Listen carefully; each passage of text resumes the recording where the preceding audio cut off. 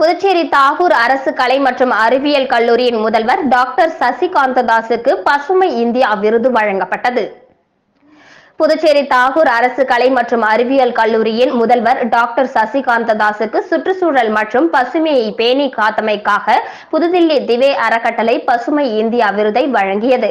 நாட்டின் சுற்றுச்சூழல் மற்றும் பசுமையை பேணி காத்து தேசத்திற்கு தொண்டு செய்யும் அனைத்து தனிநபர்கள் மற்றும் நிறுவனங்களை அங்கீகரித்து கௌரவிக்கும் வகையில் பசுமை இந்தியா விருது வழங்கும் நிகழ்வு அண்மையில் புதுதில்லியில் நடைபெற்றது.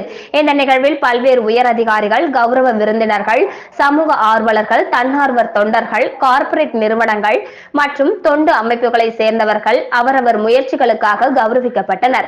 அந்த வகையில் கல்லூரியின் தரிசு நிலத்தை நகர்ப்புற பசுமை காடாக மாற்றியதில் டாக்டர் சசிகாந்த தாஸின் சிறந்த பங்களிப்பை பாராட்டி சுற்றுச்சூழல் மற்றும் பசுமை முயற்சிகள் என்ற பிரிவின் கீழ் பசுமை இந்தியா விருது வழங்கப்பட்டது. இந்த விருதானது கல்வி நிறுவனங்களில் பசுமை முயற்சியை மேற்கொண்டதற்காக வழங்கப்பட்ட விருது இதுவாகும்.